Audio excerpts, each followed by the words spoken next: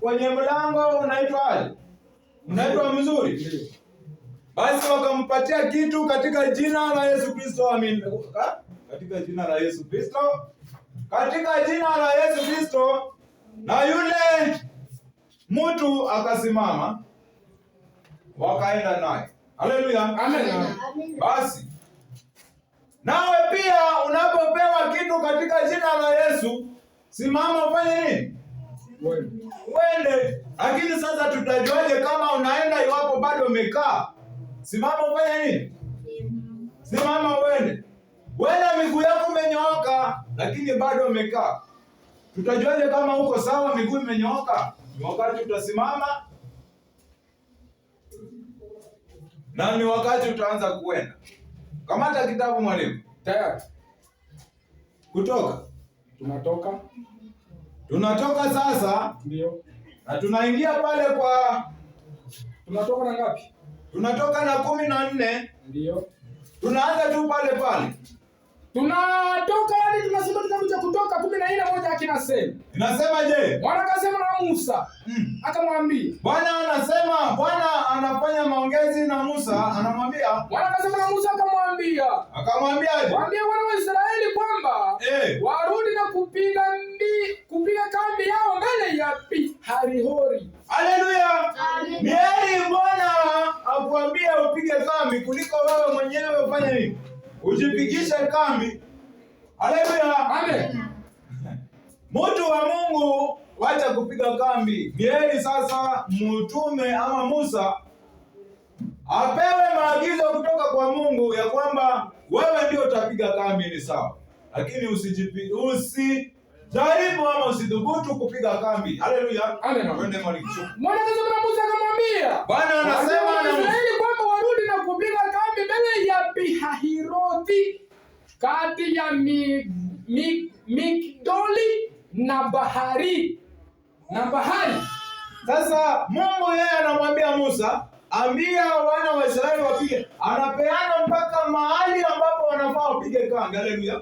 Amina. Anapeana mpaka sehemu ambayo wanapaswa kupiga kambi. Kambi haipigwi mahali popote. Twende mwalimu. Wapige kambi mbele ya Pi-Hahiroti Ndio. kati ya Migdoli Ndio. na bahari na kukabili Baal-Sefani. Ndio, shuka. Mtapanga mbele yake karibu na bahari. Mtapanga mbele yake karibu na bahari. Naye Farao atasema katika habari za wana wa Israeli. Ndio. Wametatanishwa katika nchi ile jangwa.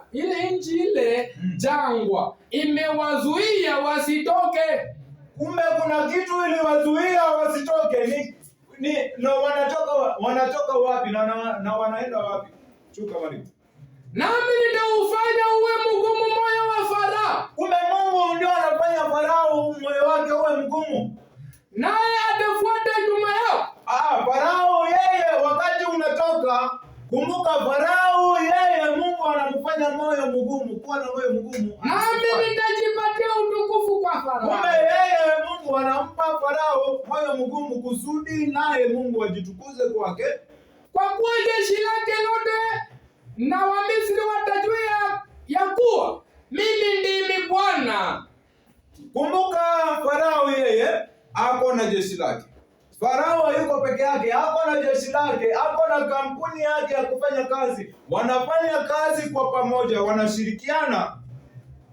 Kumbe wakati unaondoka, jua kwamba Farao yuko nyuma yako pamoja na jeshi lake. Amen. Ndio.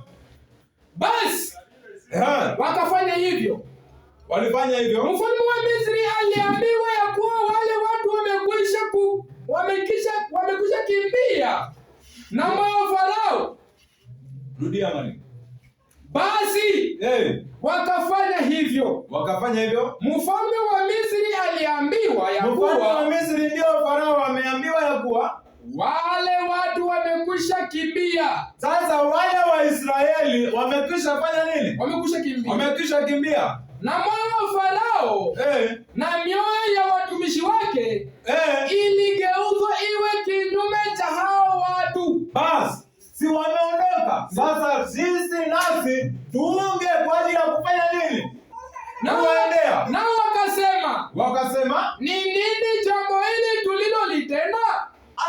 Nini mbona tumefanya? Tumeacha watu wetu wameenda. Kwa kuwaacha Waisraeli waende zao. Kuacha Waisraeli. Wasitutumikie tena. Juu Waisraeli walikuwa wanatumikia wana wa Misri. Au walikuwa wanatumikia Misri. Sasa wana wa Misri ndio wanaanza kujuta sasa. Mbona tumewaacha wakaenda? Hao ndio walikuwa wanatufanyia kazi. Mbona tumeacha wameenda?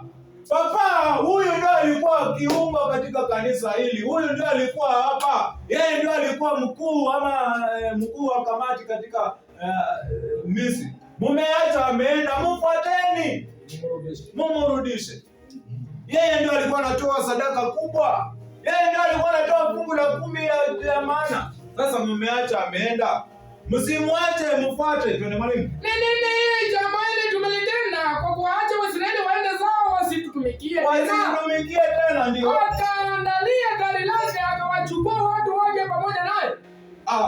Sasa kumbe Farao naye hawezi akakuacha. Atachukua magari pamoja na jeshi lake, wako nyuma yako. Watakufuata. Twende. Tena akatoa magari 600 yaliyochaguliwa. Ndio. Na magari yote ya Wamisri. Ndio. Na maakida juu ya magari yao yote. Ndio. Na Bwana akafanya moyo wake Farao mfalme wa Misri kuwa mgumu. Bado Mungu anafanya Farao moyo wake kuwa mgumu. Kwa nini? Kwa sababu tu ya wana wa Israeli wametoka ndani ya Misri. Naye akafuata wana wa Israeli.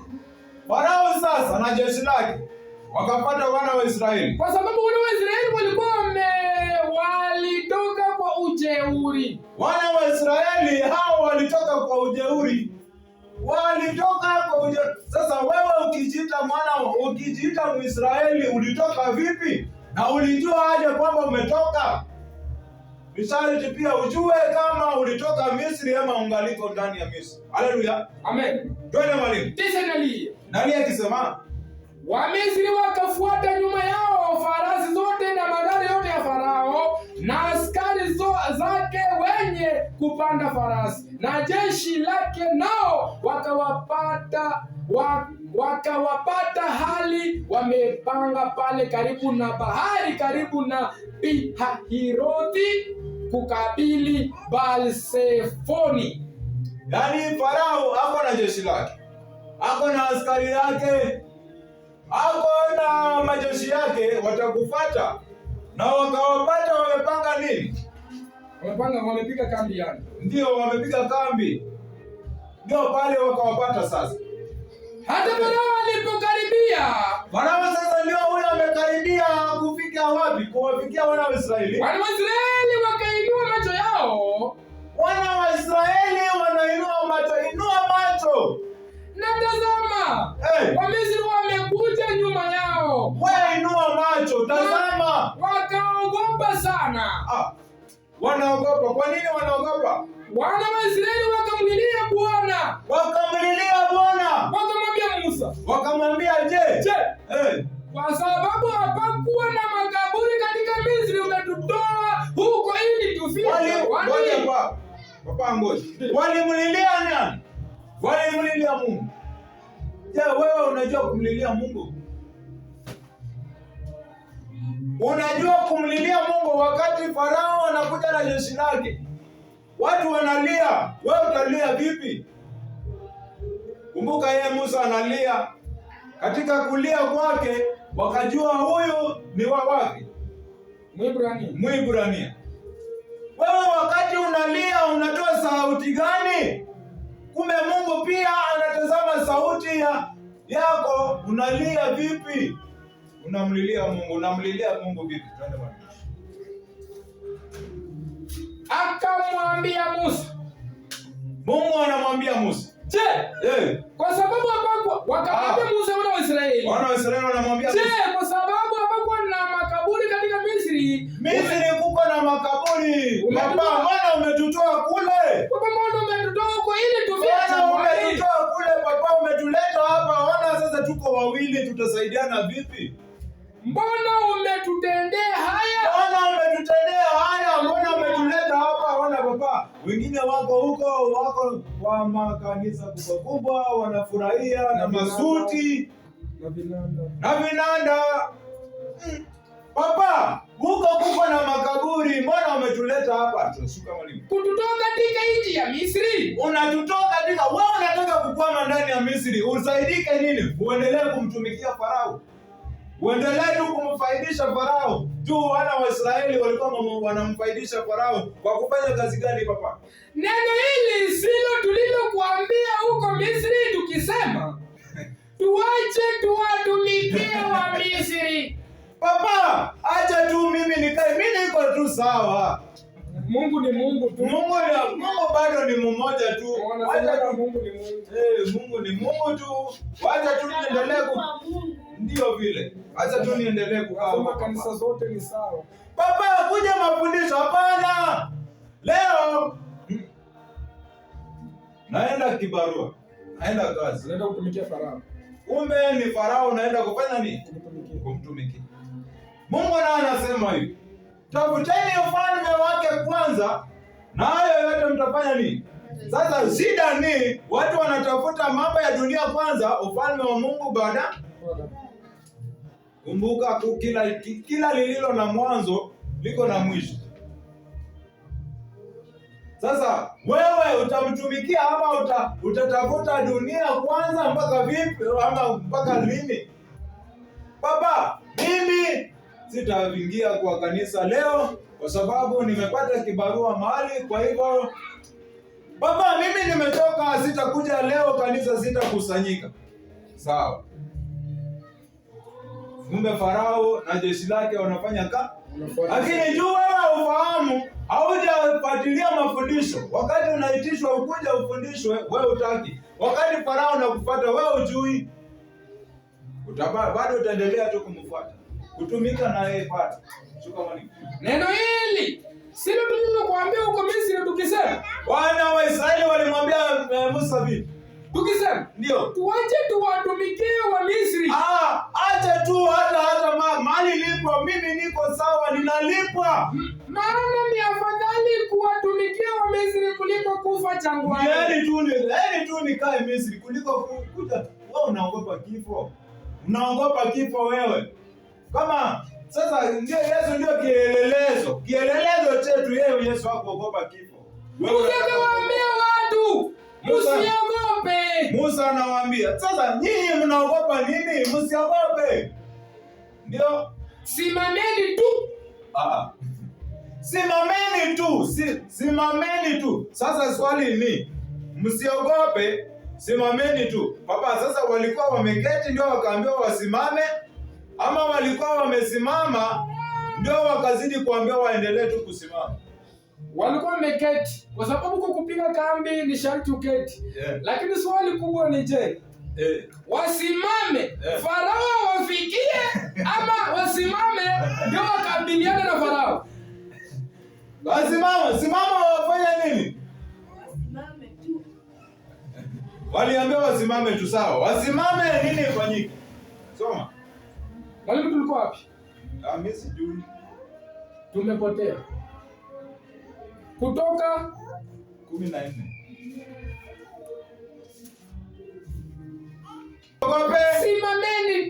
Simameni sasa. Jeshi linakuja, wasimame tu wakabiliane nayo. Wasimame tu kwa sababu walikuwa wameketi, wasimame ndio nini ifanyike? Mkauone wokovu wa Bwana. Kumbe ukisimama unafanya nini? Unaona wokovu. Nani anataka kuokoka? Amina papa. Nani anataka kuokoka? Wasimame. Wasimame. Mwenye anataka kuokoka asimame. Nani anataka kuokoka? Kumbe kuokoka ni rahisi. Unasimama tu. Unafanya nini? Unaokoka wakati unaona Farao amekukujia mbio. Farao anakuja, simama, unaona wokovu. Ukiona tu Farao amekukujia, wewe simama, unaona nini? Unaona wokovu. Sasa wale wenyewe wanasemanga, njoo umpokee Yesu. Sasa rudia haya maneno nyuma yako. Sema Bwana Yesu, aje mbele zako. Unakuja mbele ya Yesu mwenyewe umjui. Haleluya. Amina. Na wasimame mbele ya Farao. Sasa Asimame abebe Farao. Unasimama mbele ya Farao. Haleluya. Amen papa. Ndio. Simama wewe. Sawa, kwa kuwa ukimkiri Yesu kwa kinywa chako, nikumbushe papa, utaokolewa. Sawa. Wewe unaambiwa piga magoti, inua mikono, rudia hayo maneno nyuma yangu. Anakirishwa. Unapigishwa PE. Hiyo ni PE. Unafanyishwa PE bure tu. Mbona wasitumie hiyo? Wakati unasimama, ukiona tu Farao anakuja, simama na unaona wokovu. Kumbe kuona wokovu ni jambo rahisi. Haleluya. Mbona wafikangi pale? Waache kutumikia ile sasa, wafike hapo kwako. Sasa soma mwalimu. Msimame tu mkauone wokovu wa Bwana. Ukisimama huwezi kosa kuona wokovu wa Bwana. Atakao wafanyia leo. Kumbe wokovu unaingia ndani ya Israeli leo. Wakati utasimama tu hivi, au wokovu inafanya nini? Inaonekana. Shuka mwalimu. Kwa maana hao Wamisri mnaoona leo, hamtawaona tena milele. Hamwezi waona tena, ni leo tu mara ya mwisho. Kwa nini? Kwa sababu mmeshasimama mkaona wokovu, na hiyo wakati mmeona sasa wa Misri, hamtawaona tena milele. Haleluya. Amen. Shuka mwalimu. Bwana atawapigania nyinyi. Bwana atawapigania na nyinyi mtanyamaza kimya. Nyinyi sasa hamtasema. Kwa nini msiseme? Mnyamaze tu kimya. Shuka. Bwana akamwambia Musa, mbona unanililia mimi? Bwana sasa anamwambia Musa, wewe mbona unanililia? Baba, mbona unamlilia Mungu? Wewe Musa unamlilia Mungu kwani? Shuka. Waambie wana wa Israeli waendelee mbele. Waambie tu waendelee mbele. Ndio. Na wewe inua fimbo yako. Sasa wewe Musa fanya aje? Inua fimbo yako. Wana wa Israeli waendelee mbele. Yeye Musa ainue fimbo yake, afanye nini? Ukanyoshe mkono wako juu ya bahari. Ukishainua fimbo, ukanyoshe mkono juu ya bahari na kuigawanya. Na wana wa Israeli watapita kati ya bahari katika nchi kavu. Sasa Musa ashagawanya bahari. Hapa tushafika. Musa ashagawanya nini? Bahari. Huku maji, hapa ndani ni nini? Njia. Wana wa Israeli wafanye nini? Chikavu wapite. Haya twende. Nami tazama, nitaifanya mioyo ya Farao, mioyo ya Misri kuwa migumu, nao wataingia na kuwafuatia. Bado hawezi kuacha. Hata ukiingia ndani ya bahari, hata Musa akishatengeneza njia hawezi kuacha, bado wanakufuata. Papa, njoo huko kuko sawa. Huku ona vile watu wanaokoka. Jana hata tulienda kwa crusade, watu 100 wakaokoka. Waliokoka vipi? Watu wameokoka 100 kwa crusade. Sawa? Huku kuko vizuri papa. Njoo tumtumikie Mungu. Mungu gani? Miungu. Shuka mwe. Nami tazama ninafanya mioyo wa Misri. Kumbe ya Mungu. Ya Mungu ndiye anafanya moyo wa Misri kuwa nini? Mungu. Nao wataingia na kufuatia. Nami nitajipatia utukufu kwa Farao na kwa jeshi lake lote, kwa magari yake na kwa wapanda farasi wake. Ndio. Na Wamisri watajua ya kuwa mimi ndimi Bwana. Wamisri wakati pia wewe Mungu anaweka moyo mgumu kwa Wamisri kusudi wakufuate wewe. Ni hali ya kukupima waone imani yako. Je, unakuja kwa sababu ya kuhofia ama uko na imani kamilifu? Amini. Haleluya. Amen. Amini. Twende mwalimu.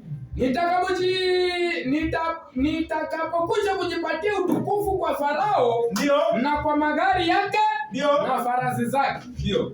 Kisha malaika wa Mungu aliyetangulia mbele ya jeshi la Israeli. Kumbe wakati Israeli inatoka kuna malaika fulani huwa anatangulia. Papa, mbona hujaituambia?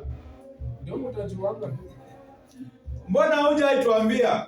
Kumbe kuna malaika fulani mwenyewe huwa anatangulia Israeli. Haleluya. Amen. Huyo malaika sasa atatoka mbele afanye nini? Malaika wa Bwana unitangulie. Nishawaambia. Juu niliwaambia wimbo ni mafundisho, wimbo ni neno. Ndio. Malaika wa Bwana akufanya nini? Anitangulie. Kisha malaika wa Mungu aliyetangulia mbele ya jeshi la Sasa Israeli. malaika anatoka mbele ya Israeli anaenda wapi? Akaondoka akaenda nyuma yao. Akaondoka sasa akarudi nyuma. Wacha tuchore sasa demonstration. Tufanye practical.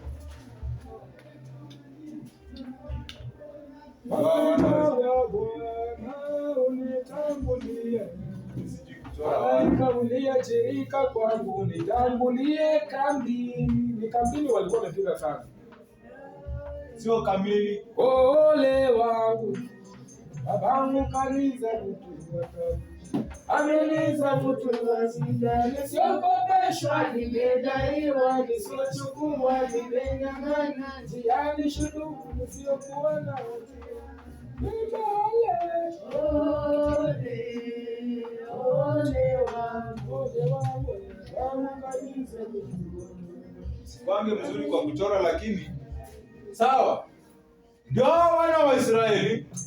Ndio wana wa Misri. Sasa malaika, kumbe kuna malaika alikuwa amewatangulia, ikabidi arudi wapi? Nyuma. Arudi nyuma, alirudi huko ama hapa? Kisha malaika wa Bwana aliyetangulia mbele ya jeshi la Israeli. Ndio. Akaondoka akaenda nyuma yao. Nyuma yao ndio hapa. Yaani katikati ya Wamisri na Waisraeli hapa katika. Soma maneno. Na ile nguzo ya wingu ikaondoka hapo mbele yao. Kumbe kulikuwa na nguzo ya wingu ikaondoka mbele ya wana wa Israeli. Ikasimama nyuma yao. Ikasimama. Kumbe hapa sasa kuna malaika, kuna nguzo ya nini? Ya wingu. Ikafika kati ya jeshi la Misri na jeshi la Israeli. Sasa hapa kuko na nini? Kuna Wingu. Kuna malaika Na wingu. na kuna wingu. Ndio. Ndio. Ikafika kati ya jeshi la Misri na jeshi la Israeli. Ndio vile. Sasa hapa kuna kuna malaika, hapa kuna wingu. Sasa wingu lilikuwa mbele yao, likaondoka likakuja nyuma yao. Sasa kumbe hawa wamefunikwa na wingu sasa. Haleluya. Amen. Na malaika yuko nyuma yao. Yuko nyuma ya Wamisri. Twende mwalimu. Na hapo palikuwa na lile wingu na lile giza. Hapa kuna giza, kuna wingu. Lakini lilitoa nuru wakati wa usiku. Kumbe ikafika usiku Na hawa hilo giza likatoa nuru. Na hawa hawakuwakaribia hawa usiku kucha. Hawa hawakuwakaribia hawa usiku kucha. Ama ni hawa ndio hawakuwakaribia hawa. Musa akanyosha mkono wake juu ya bahari. Musa kumbe hapo tu nao hapa kwa hapa. Ananyosha nini? Akanyosha mkono wake juu ya bahari. Akanyosha mkono juu ya bahari. Musa akanyosha mkono wake juu ya bahari. Ndio. Bwana kaifanya bahari irudi nyuma kwa upepo wa nguvu kutoka mashariki. Sawa. Bahari karudi nyuma kwa upepo wa mashariki. Usiku kucha akaifanya bahari kuwa nchi kavu. Ndio. Maji yakagawanyika. Wana wa Israeli wakaenda ndani kati ya bahari katika nchi kavu. Wakaenda ndani ya bado wanaendelea. Wakaenda ndani ya bahari katika nchi kavu. Ndio. Nayo maji ilikuwa ukuta kwao mkono wa kuume. Kumbe kuna maji. Kuna maji mkono wa kuume Na mkono wa kushoto. na mkono wa kushoto. Huku kuna maji, huku kuna maji, wanapita katikati. Sawa. Na wana wa Misri wakawafuatia. Wana Misri bado wanawafuata tu. Wakaingia ndani kati ya bahari, farasi zote Wako na farasi Farao na Farao pamoja na naye magari yake na magari farasi yake. yake. Na kumbe Farao wako na magari, wako na wafasi, wako na farasi, wako na jeshi lake. Ndio. Ikafika kati ya zamu ya alfajiri. Ikafika sasa alfajiri. Alfajiri ni saa ngapi? Alfajiri. Asubuhi. Alfajiri ndio asubuhi. Sawa, twende. Bwana akalichungulia jeshi la Misri katika nguzo ya moto. Katika nguzo ya moto Bwana anachungulia wana wa Misri. Ndio. Ndio. Na ya wingu. akalifadhaisha jeshi la Misri, ndio, akayaondoa magurudumu ya magari yao, ndio, hata yakaenda kwa uzito. yakaenda kwa uzito, Na Wamisri wakasema, ndio. na tukimbie mbele ya Israeli, Sasa Wamisri wanasema sisi nasi tukimbie mbele ya Israeli, kwa kuwa Bwana anawapigania kinyume cha Wamisri. hawa wako na mfalme mwingine mkubwa sana. Kumbe ile kitu tutafanya, tutakimbia. Hawezi kukuacha hivyo hivyo tu uende, hapana. Wanakimbia tena mbele yako, wanaacha kukufuata nyuma, wanakimbia mbele. Twende. Bwana akamwambia Musa, Sasa Bwana ananena na Musa, nyosha mkono wako juu ya bahari, ndio, ili maji yarudi tena juu ya Wamisri, maji yarudi tena juu ya Misri, juu ya magari yao ndio, na juu ya farasi zao. ndio, Musa akanyosha mkono wake juu ya bahari, ndio, na kulipopambazuka ndio. bahari ikarudi kwa nguvu zake. Kulipopambazuka bahari ikarudi kwa nguvu zake. Wamisri wakakimbia mbele yake, Wamisri wakakimbia mbele ya nani? mbele yake Bwana. Ndio, Na Bwana akawakukutia mbali yao Wamisri kati ya bahari. ndio, Yale maji yakarudi yakafunikiza magari na wapanda farasi, hata jeshi lote la Farao. sasa maji ikawafunikisha. Wamisri wote wakafunikishwa na maji pamoja na jeshi lao na farasi zao na magari wakafunikishwa ndani ya bahari. Hakukusalia hata mtu mmoja. Hakukusalia hata mtu mmoja. Umemaliza? Ndio. Soma Wakorintho wa kwanza. Tunaenda Wakorintho. Ndio. Wakorintho wa kwanza ngapi? 11 yake.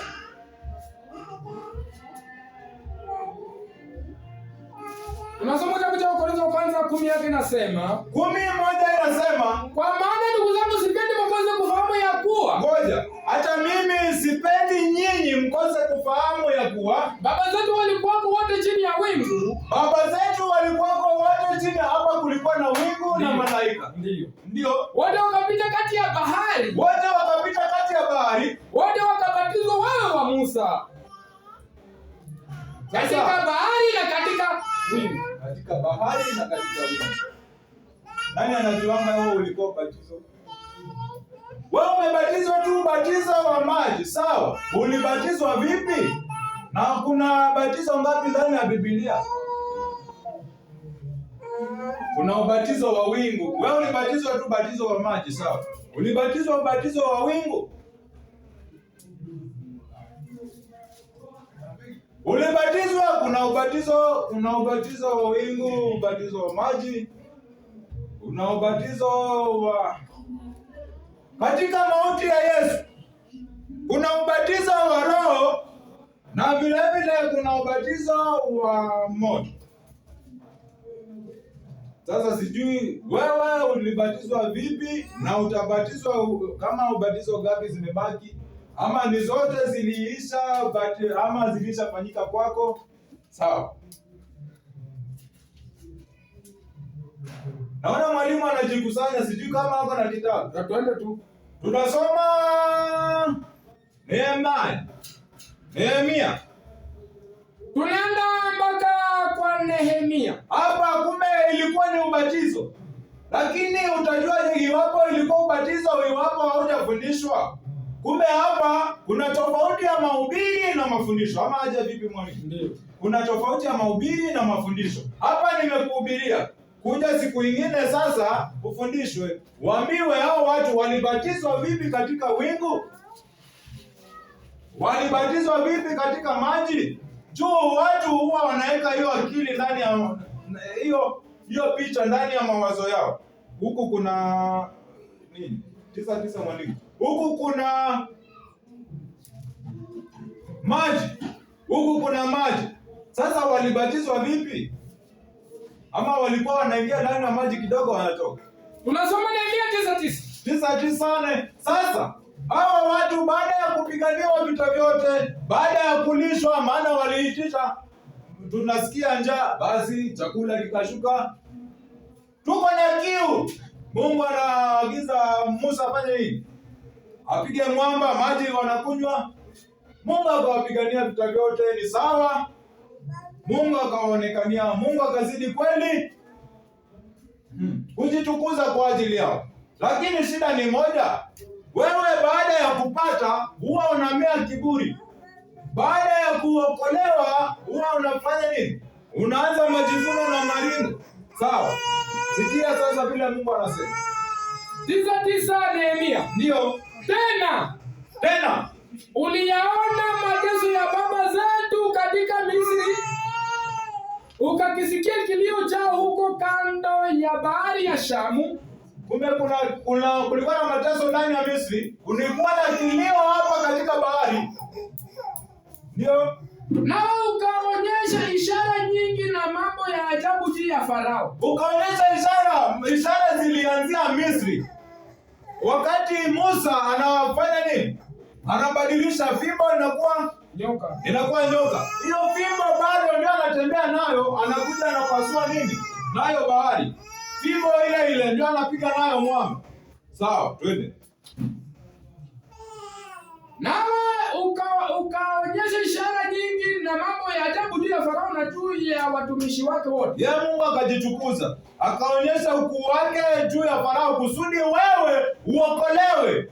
Sawa, twende. Na juu ya watu wote wa nchi yake. Ndio. Kwa maana ulijua ya kuwa waliwatenda kwa kutakabari. Ukajipatia jina kama vile ilivyo leo. Kama vile ilivyo. Kumbe anafanya mpaka saa hii. Mungu anafanyanga hivyo.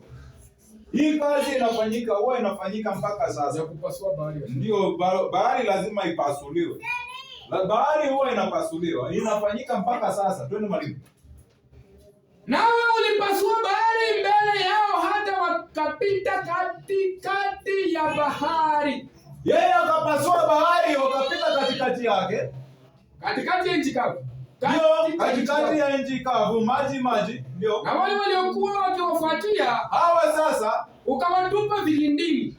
Wakatupa vilindini pamoja na jeshi yao na magari zao. Mfano wa jiwe katika maji makuu. Ndio. Zaidi hayo ukawaongoza kwa nguzo ya wingu mchana. Zaidi hayo wakaongoza kwa wingu ya nini? Kwa nguzo ya wingu mchana. Kwa nguzo ya wingu mchana na kwa nguzo ya moto usiku. Ndio. Ili kuwapa mwanga katika njia iliyowapasa kuiendea. Ili Mungu tu akupe tu mwanga, upate neema na kibali kanini katika njia, ili Mungu tu ajitukuze tu kwa ajili yake. Sawa mwalimu. Tushuke? Ndio. 13 nasema je? Tena ulishuka juu ya mlima Sinai. Mungu pia alikuwa ndani ya juu ya mlima Sinai akashuka. Ukasema nao. Ni Musa. Toka mbinguni. Musa sasa Mungu. Tena ulishuka juu ya mlima Sinai. Mungu alishuka kutoka mlima wa Sinai. Ukasema nao kutoka mbinguni. Akasema nao kutoka mbinguni. Ukawapa hukumu za haki. Akawahukumu kwa haki. Na sheria za kweli. Na sheria zikawa za kweli. Na amri nzuri na maagizo. Amri zilikuwa nzuri na maagizo mazuri. Ukawajulisha sabato yako takatifu. Wewe ukawajulisha, kwani wewe uko special kuliko wale wengine? Sasa si ufurahie kwanza, Mungu amekupa neema ya kufanya ni kusikia hii sauti. Shuka mwalimu. Ukawajulisha sabato yako takatifu na kuwaagiza maagizo na amri na sheria kwa mkono wa mtumishi wako Musa. Mungu amekupa neema na kibali ya kufika hapa, ya kukua miongoni mwa hawa. Na si ufurahie kwanza. Shukuru Mungu maana amepatikana katika hii jeshi. Lakini bado tu ni mwanadamu tu. Tusikie nini kitaendelea pale tumshoka mwalimu. Ukawapa chakula toka mbinguni. Hawa wakalishwa chakula toka mbinguni kwa ajili ya njaa yao. Kwa ajili ya njaa. Walilia kwa ajili ya njaa. Walilia. Na kwa ajili yao ukaleta maji kutoka mwambani. Ndio vile Musa ndio alipiga mwamba, maji yakatoka kwa ajili ya kiu yao. Kwa ajili ya kiu yao. Ndio. Ukawaamuru kwamba waingie katika nchi ya kuimiliki ambayo umeinua mkono wako kuwapa. Akafanya nini? Tulia. Kwa ajili ya njaa yao. Ndio. Na kwa ajili yao ukaleta maji kutoka mwambani. Ndio. Kwa sababu ya kiu yao. Ndio. Ukawaamuru kwamba waingie katika nchi na kuimiliki ambayo umeinua mkono wako kuwapa. Mungu yeye mwenyewe ndiye ameinua mkono wake wewe kufika hapa, kupatikana miongoni mwa hawa watu. Yeye ndio Mungu amefanya mipango zake. Wewe jaribu kuimagine katika hii dunia ni watu wangapi wamepotea, lakini wewe umepata kibali tu na neema ya kupatikana hapa. Unataka kumea kiburi. Sawa, twende mwalimu. 16 inasema, lakini wao na baba zetu wakatakabari. Hao sasa ambayo pia ni wewe unatakabari, unakataa. Wakafanya shingo zao kuwa ngumu. Unafanya shingo yako inakuwa ngumu. Wala hawakuzisikiliza amri zako. Hutaki kusikiliza amri za Mungu. Ila wakakataa kutii. Unakataa kutii. Unaambiwa tufanya hivi. Kuja mafundisho. Wengine wamepiga kambi. Sawa. Wengine hawataki kuja. Mimi ninaenda kazi.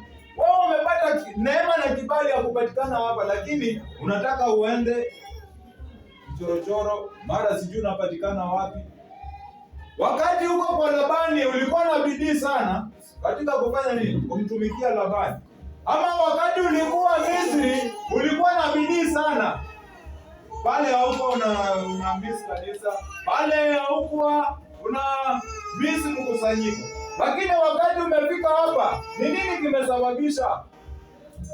Shuka mwalimu. Ila wakakataa kutii. Walikataa kutii. Hawakuyakumbuka maajabu yako uliowafanyia kati yao. Hawakumbuki vile walilia kwa ajili ya wana wa Misri. Hawakumbuki vile njaa iliwakumba, hawakumbuki maji, kiu kwa ajili ya maji. Lakini wakafanya shingo zao kuwa ngumu.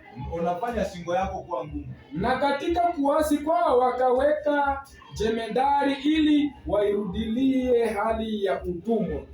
Ndio. Lakini wewe Mungu uliye tayari kusamehe.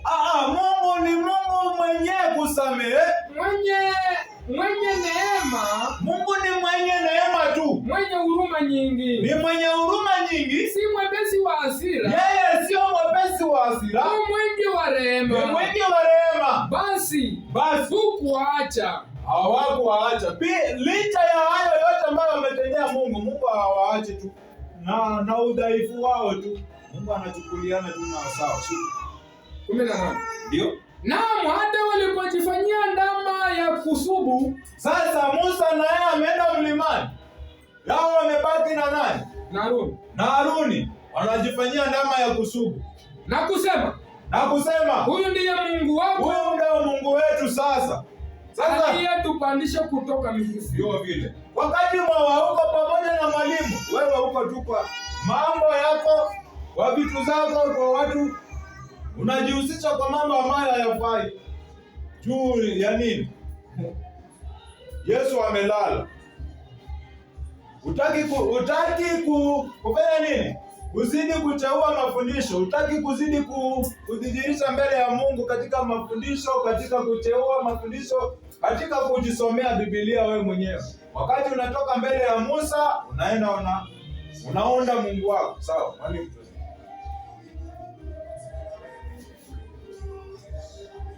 Na ndio hata walipojifanyia ndama ya kusubu na kusema huyu ndiye Mungu wako. Walijifanyia ndama, sijui kama ni ndama hii yetu yenyewe. Ndama sijui inachorwa wapi. Aliyetupandisha toka Misri. Ndio.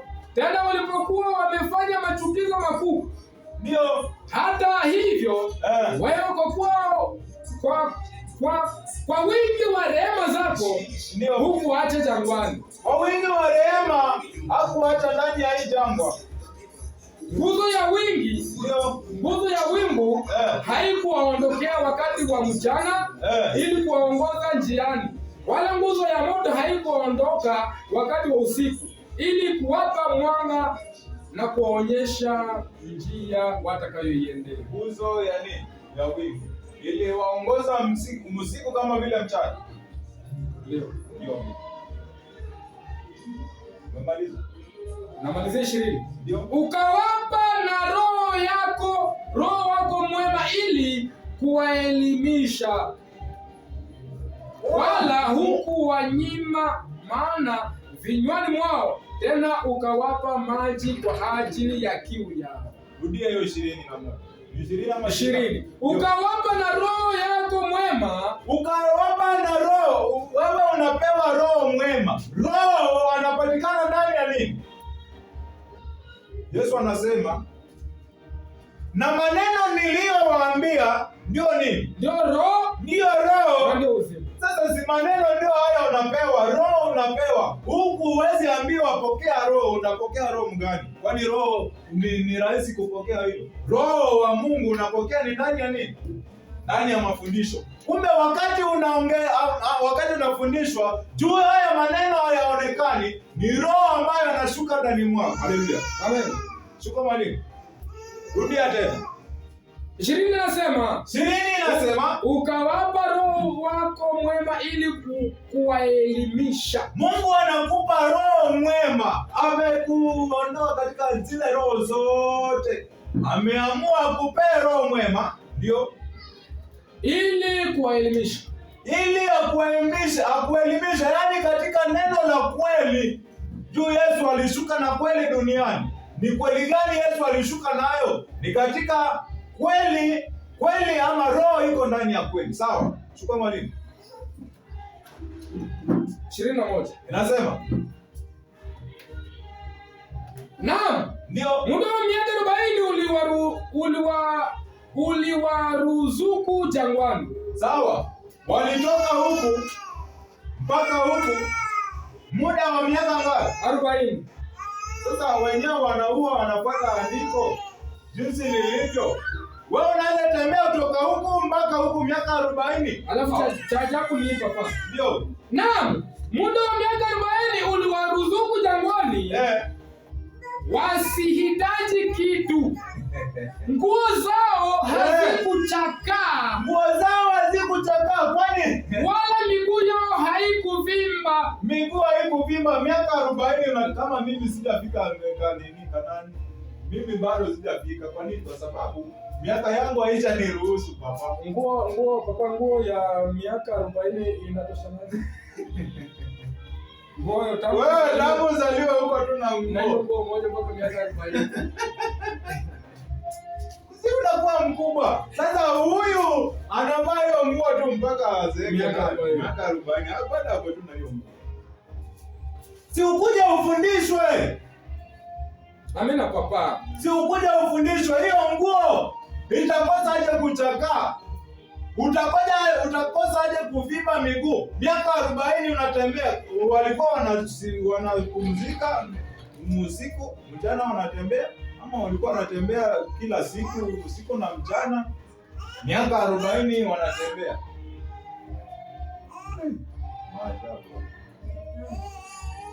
Umemaliza mtume?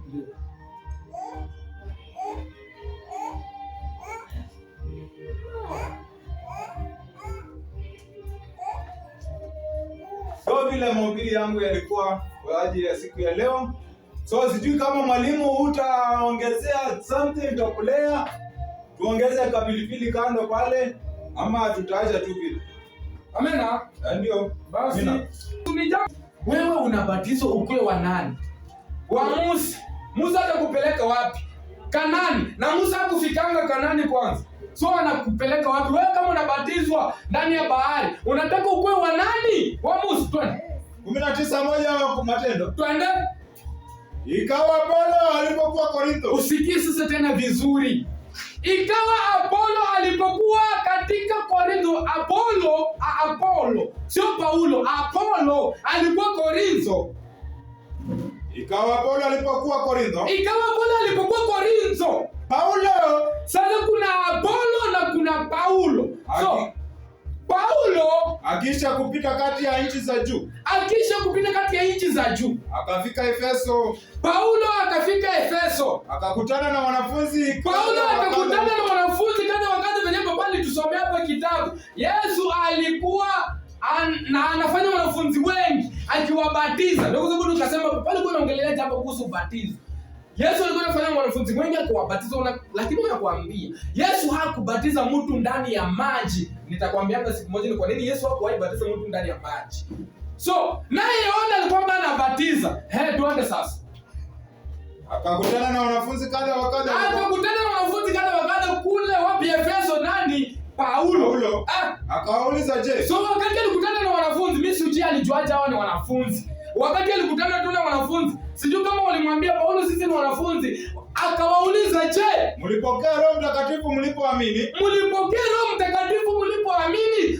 Papa ametusomea hapo kitabu cha Nehemia. Mungu wakati alipitisha wana wa Israeli ndani ya jangwa, licha walimkosea, hakuwanyima maji wala chakula wala akawapea Roho wake Mtakatifu. Ndio. So Paulo anauliza, mlipokea Roho mlipobatizwa?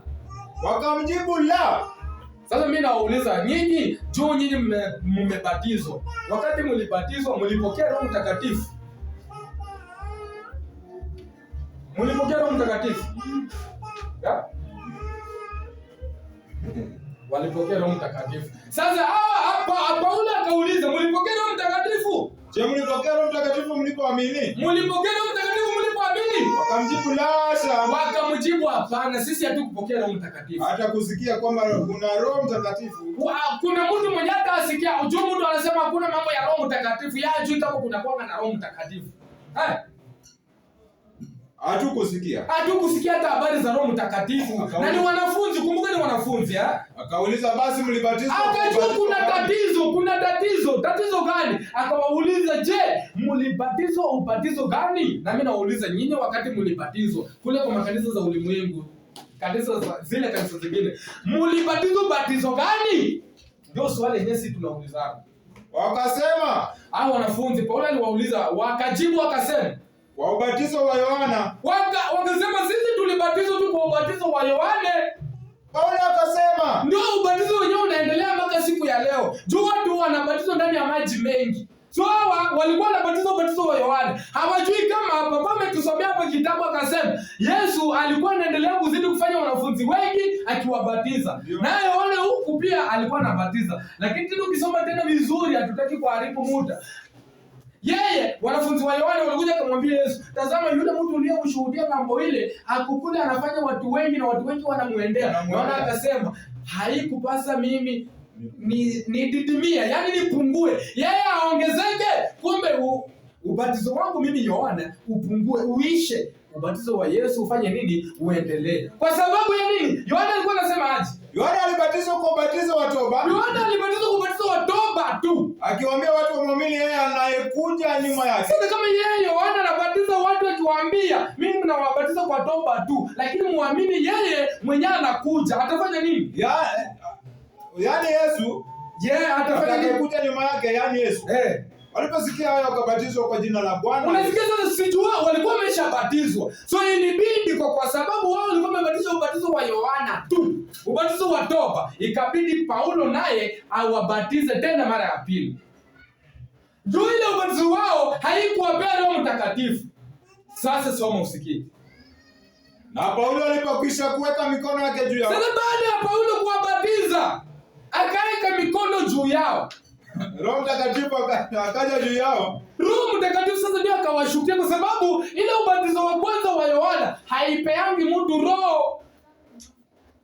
Ndio kwa sababu Yohana alisema, mumwamini mwenyewe anakuja, mimi msiniamini Yohana.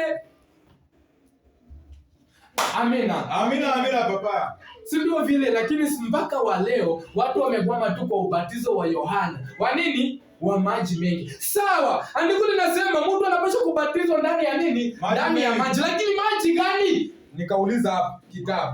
Mwanamke Msamaria na Yesu walikuwa wanazungumzia habari ya maji. Huyu anazungumzia maji, huyu anazungumzia maji.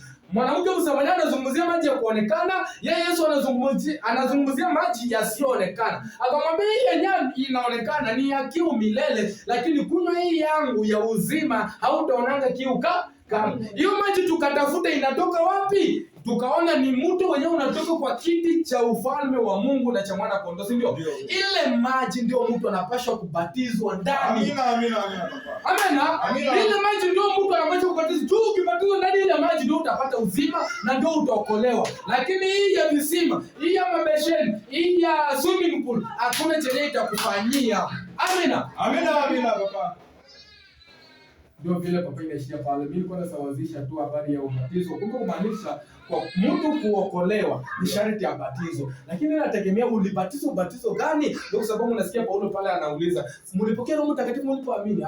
Hatukupokea Roho Mtakatifu wala hatujui habari zake zozote zile. So mlibatizwa batizo gani? Ubatizo wa Yohane. Yohane naye alikuwa anabatiza akishuhudia. Mimi nawabatiza kwa toba tu, lakini muamini mwenyewe anakuja. So watu wanakosa kumwamini Yesu na alishakuja. Watu wangali wanabatizwa ubatizo wa Yohane. Na ubatizo wa Yohane uliishanga. Amina baba. Ndio sasa ubatizo wa Yohane uliisha. Ndio Yesu anachukua wanafunzi wake. Anawaambia sasa, na nyinyi sasa enendeni kote ulimwenguni mkafanye mataifa kuwa wanafunzi wangu, mkiwabatiza kwa jina la Baba na Mwana na Roho Mtakatifu. Sasa mimi niko na swali. Wakati Yesu hajatuma mitume kule waende wabatize kwa jina la Baba na la Mwana na Roho Mtakatifu, Yohana alikuwa anabatiza watu akiwaambia aje? Alikuwa anatumia usemi gani Yohana? Muamini yeye anakuja. Muamini atakuja. Mwenye atakuja. Mama, Yohana alikuwa anatumia usemi gani wakati anabatiza watu? Juu tunapata hii usemi kwa jina la Baba na la Mwana na Roho Mtakatifu. Yesu ndiye anatoa sasa. Wakati Yohana ashamalizana na mambo ya kubatiza, Yohana alitangulia hapo kubatiza watu mbele. Alikuwa anatumia usemi gani? Muamini mkubwa anakuja. Mimi nawabatiza kwa toba tu, lakini muamini yule mwenye anakuja nyuma yangu ni mkubwa kuniliko. Ni mkubwa kuniliko. So sasa wewe wakati wanakubatiza kwa maji, ile maji ni ya Yohana. Kwa nini hawakuambiangi vile?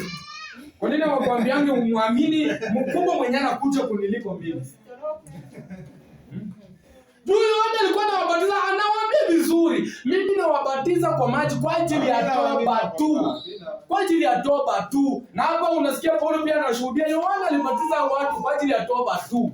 Kumbe unapaswa sasa ubatizwe vizuri kusudi upatane na nani? Na Kristo. Kwa sababu ubatizo wa Yesu Kristo, Yesu akasema, nitawabatiza kwa Roho na kwa moto. Yohana ndiye alishuhudia, muamini mwenyewe anakuja nyuma yangu, yeye atawabatiza kwa nini? Kwa Roho. Kwa Roho na kwa moto. So, wewe ulibatizwa kwa maji, je, umebatizwa kwa Roho na kwa moto? Tengeneze wewe uone hii dunia yote mzima hata haijamjua Yesu Kristo. Haijajua njia za Yesu kwa sababu hata hawajui kama ubatizo wa Yesu wanabatizanga aje. Tu Yesu yeye anasema, na wabatiza kwa maji tu kwa ajili ya toba. Anakuja nyuma yangu mwenyewe atawabatiza kwa Roho na kwa moto. Sasa ni kanisa gani yenyewe ilishaanza kubatiza watu kwa Roho na kwa moto? Watu waambie. Hakuna. Isipokuwa kanisa la Yesu Kristo ulimwenguni. Si utulie tukubatiza kwa Roho na kwa moto. Usikie venye moto inachomanga. Wewe ujiulize kwa nini Shadraka, Meshaki na Abednego walitupanga ndani ya tanuru la moto lakini hawakuteketea. Ujiulizani kwa nini? Si walikuwa shabatizwa kwa moto. Amina baba. Washajua venye mtu anaweza simama ndani ya moto asiungue. Sema amena. Amina. Si Yesu anabatizanga ndani ya moto. Na wakati sasa Shadraka, Meshaki na Abednego walikuwa ndani ya tanuru la moto, kulionekana nani? Kulionekana mtu wa nne. Yule mtu wa nne mnamjua? Ndio vile. Yule mtu wa nne mwenye alionekana ndani ya moto. Malaika. Wale waambie malaika. Ubatizo wa Roho na wa moto. Sasa ndio nataka mulete watu kusudi tuwatoe katika ubatizo wa Yohana, kwa sababu ubatizo wa Yohana ni kwa ajili ya toba. Jo walikuhubiria wakakwambia mama kuji uokoke, mfuate Yesu, wakakufundisha mafundisho kidogo, wakakwambia tunakufundisha mafundisho ya ubatizo, tutakubatiza, wakakubatiza ndani ya maji. Kuna wengine wanabatiza ndani ya neno, wanakusomesha vitabu, unakiri kitabu, wengine wanakunyunyizia maji. Yaani ni ubatizo mingi. Lakini ukisoma kitabu ndani ya kanisa yetu na kufundisha ubatizo ni mmoja, roho ni moja, na Mungu ni nani? Ni mmoja. Hakuna mambo ya ati hao wanabatiza hivi au wanabatiza hivi, hapana. Inapaswa kubatizwa ubatizo mmoja tu. Amini wa Yesu Kristo mwenye alileta kwa roho na kwa moto. Na hivi naishia pale kwa jina la Yesu Kristo. Amina. Amina. Oh.